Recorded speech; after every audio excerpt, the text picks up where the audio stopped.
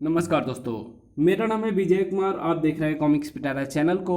तो चलिए दोस्तों, बाकेलाल की इस हास्य और मजेदार कॉमिक्स को शुरू करते हैं, जिसका नाम है बाकेलाल और दिव्यास्त्र। अब देख सकते हैं इसका कवर पृष्ठ, जो कि कुछ इस तरह का है। देख सकते हैं।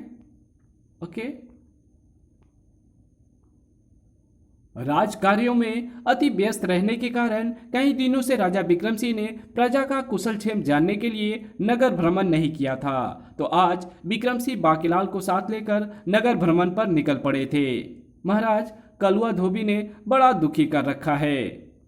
हाँ महाराज, वो अपने उपद्रवी गधे छोटू को खुला छोड़ देता है। उसका गधा अपनी दुलतियों से कई लोगों की अस्थियां तोड़ चुका है। उसकी शिकायत करो तो अपना कटखना गधा उस पर छोड़ देता है। बूह। या फिर धोने के लिए दिए पजामे में से नारा निकाल लेता है।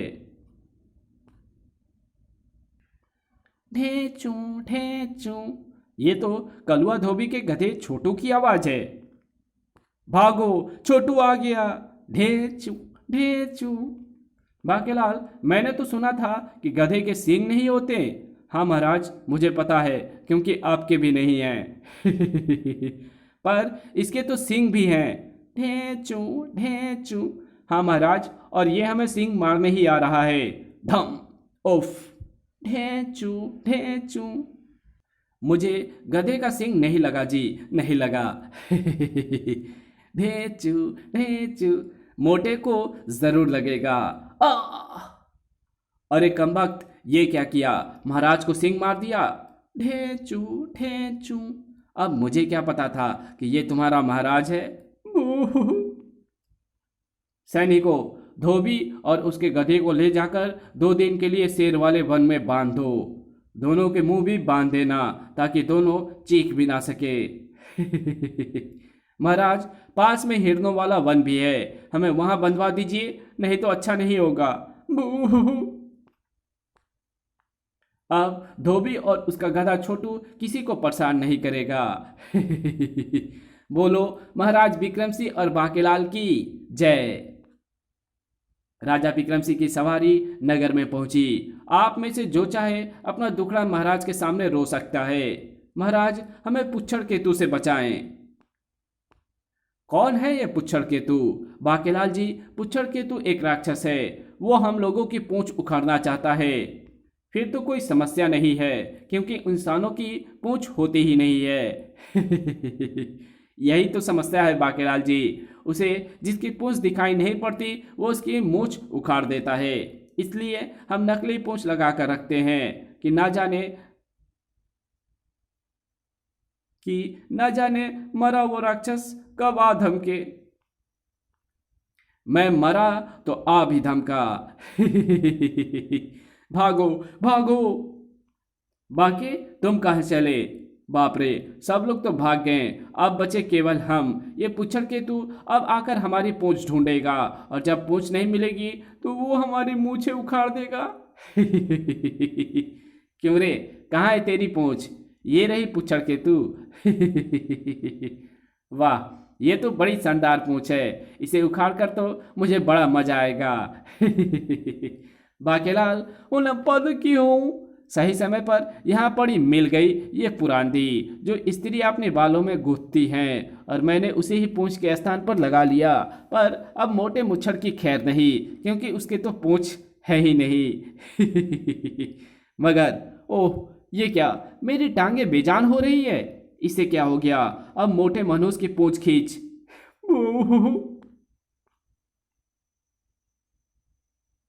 आ! कहीं ये पुरांदी तो नहीं, क्योंकि मेरी टांगे जीवन में एक बार पुरांदी की असर से ही 2 घंटे तक बेजान हो सकती थी। मेरी बीवी ने मुझे ऐसा साथ दिया था। बूह। अगर मुझे ये रहस्य मालूम होता तो मैं इसे पहले अपनी पूंछ ना उखाड़ने देता। बूह। सैनिकों, इसे भी ले जाकर शेरों वाले वन में फेंक दो। शेर इसे नहीं छोड़ेंगे। बाकीलाल के कारण सबको पुच्छड़ केतु से भी छुटकारा मिल गया। मेरे कारण नहीं, मेरी फूटी किस्मत के कारण।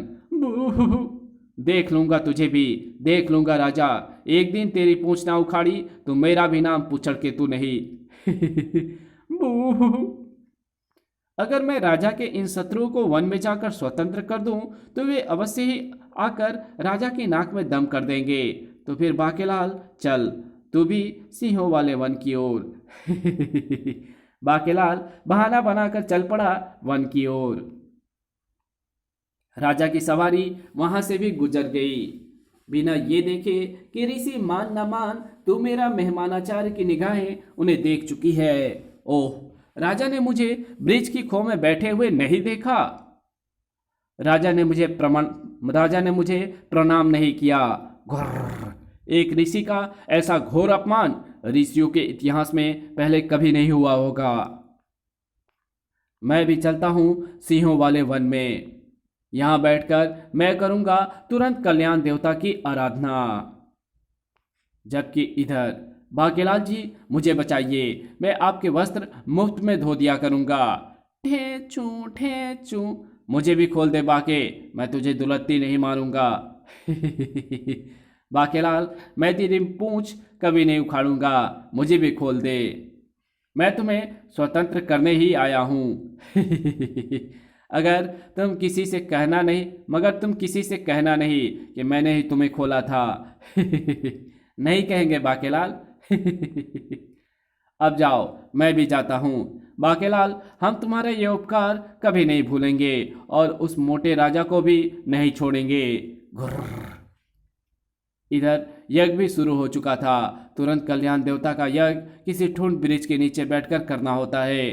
तुरंत कल्याण देवता प्रकट हो, अन्यथा मैं अपनी नकली दाढ़ी के बाल नोच नोच कर यज्ञाहुति के रूप में अर्पित करता रहूंगा। ये रही पहले बाल की आहुति। ये तो ऋषि मान ना मान तू मेरा मेहमानाचार्य है, ये किसे प्रसन्न कर रहा है? ठहर जा वत्स, अगर मैं फौरन प्रसन्न ना हुआ तो फिर मुझे तुरंत कल्याण देवता कौन कहेगा? अरे, देवता प्रसन्न भी हो गए। वत्स, तुरंत वर मांगो। तुरंत मांगता हूं वर।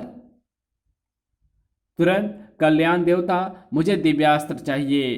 तथास्तु, सबसे पहले मैं तुम्हें प्रदान करता हूं ब्रह्मास्त्र।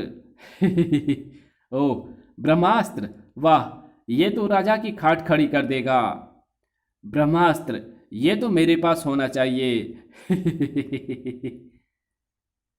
अब मैं तुझे प्रदान करता हूं गधास्त्र। ओह, वाह वाह, गदास्त्र, ये तो राजा का कचूमर बना देगा। गदास्त्र भी, ये तो मेरे पास होना चाहिए। वत्स, अब मैं तुझे देता हूं अंतिम अस्त्र, यानी पशुपति अस्त्र। ये तो राजा का बाजा बजा देगा। वो मारा पापड़ वाले को, पशुपति अस्त्र भी, ये तो मेरे पास होना चाहिए। अपनी शक्तियों के बारे में ये दिव्यास्त्र खुद तुम्हें बताएंगे। मैंने तुम्हें सारे दिव्यास्त्र प्रदान कर दिए हैं वत्स, अब मैं अंतर्धान होता हूँ। धन्यवाद देवता। और मैंने भी ये मोटा डंडा ढूंढ लिया है, जिसे मैं ऋषि की खोपड़ी पर मारकर उससे सारे दिव्यास्त्र छीन कर ले जाऊंगा। ऋषि मान न मान तो मेरा मेहमानाचार्य की प्रसन्नता का कोई ठिकाना ही नहीं था। मुझे प्रणाम ना करने का अंजाम क्या हो सकता है, ये राजा विक्रम सिंह को अब पता चलेगा। चल बेटा, आगे बढ़ और ऋषि के सिर पर डंडा मारकर छीन ले सभी दिव्यास्त्र। लेकिन आगे बढ़ता बाकेलाल सहसा ठिठक कर रुक गया। ओह, अब ये कौन आ गया? तू ही है ना ऋषि मान ना मान तू मेरा मेहमानाचार्य? हाँ, मैं ही हूँ। पर तू कौन है कमबख्त? ऐसे हंस क्यों रहा है? बता, वरना सांप दे दूंगा। सांप? ओह, अरे मूर्ख ऋषि, मैं यमदूत हूँ। यमदूत को कोई सांप नहीं लगता। यमदूत? यमदूत? बाप रे। हाँ, तेरा पृथ्वी पर समय पूर्ण हो चुका है और मैं तेरी आत्मा को यहाँ से ले जाने आया हूँ। यानी तेरी मृत्यु निकट है। मृत्यु नहीं? हाँ, वैसे तो तुझे यमराज जी स्वयं आकर सम्मान पूर्वक ले जाते, किंतु चूंकि तू अपने अंतिम समय में राजा से बदले की आग में जल रहा था, इसलिए अब तेरी मृत्यु किसी पक्षी के बीट के तेरे सिर पर गिरने से होना तय हो गई है। पक्षी ने तेरे सिर पर बीट कर दी है। क्विक क्विक, अब मैं तेरी आत्मा को मृत्यु पास में दबोचकर यमराज के दरबार में ले जाऊंगा। नहीं। अरे ऋषि तो मर गया। वो मारा पापड़ वाले को। अब इस डंडे की भी मुझे आवश्यकता नहीं रही, क्योंकि अब तो वो दिव्यास्त्र मुझे ऐसे ही पड़े मिल जाएंगे। लेकिन ऐसा सोचना बाकेलाल की भयंकर भूल थी। दिव्यास्त्र, दिव्यास्त्र, दिव्यास्त्र, ढेंचू ढेंचू। आए, मेरे हाथ लगा पशुपति अस्त्र। अस्त्र उठाकर राक्षस वहां से खिसक गया। मेरे हाथ लगा ब्रह्मास्त्र। धोबी ब्रह्मास्त्र उठाकर वहां से भाग गया। बांके छलांग लगा, वरना गदास्त्र भी चला जाएगा। अनजाने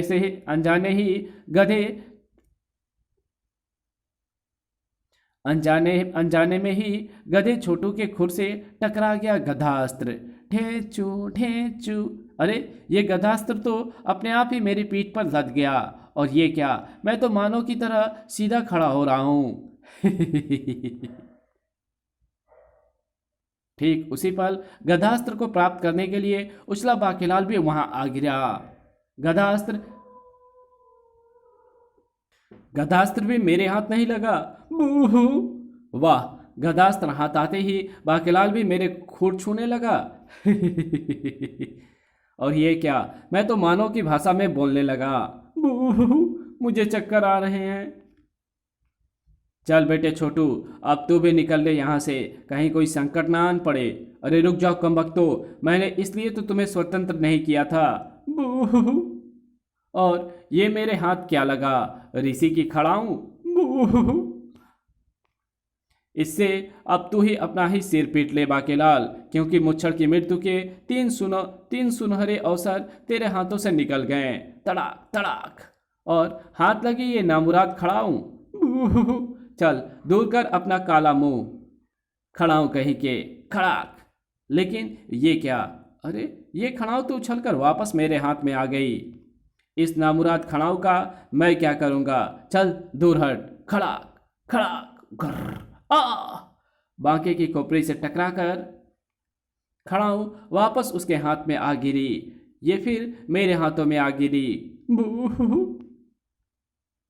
ये मेरे पास ही रहना चाहती है, इसे मैं दूर फेंकने की चेष्टा करूंगा तो ये मेरी खोपड़ी तोड़ देगी। फिलहाल इसे अपने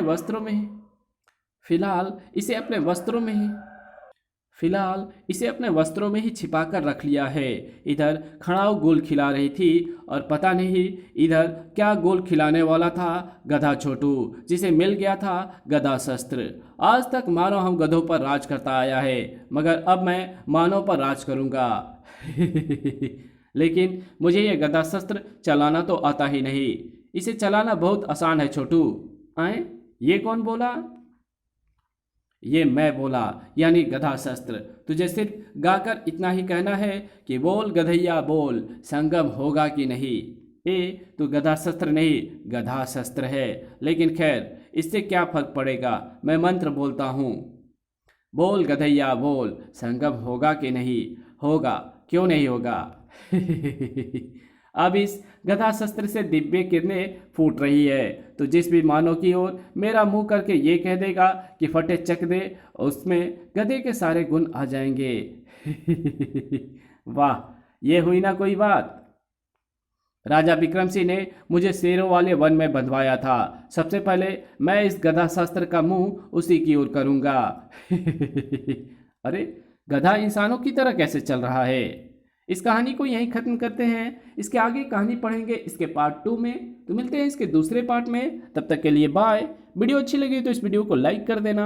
चैनल पे पहली बार आए तो चैनल को सब्सक्राइब कर बेल आइकन को ज़रूर प्रेस कर देना। और जहां इस वीडियो की ज़रूरत हो वहां इसको शेयर ज़रूर कर देना। और हाँ, मेरे दूसरे चैनल डिवाइन टेक्नोलॉजी और टॉप 10 पिटारा को ज़रूर से सब्सक्राइब कर देना। उस पर मैंने काफ़ी अच्छी अच्छी वीडियोज़ को अपलोड किया है।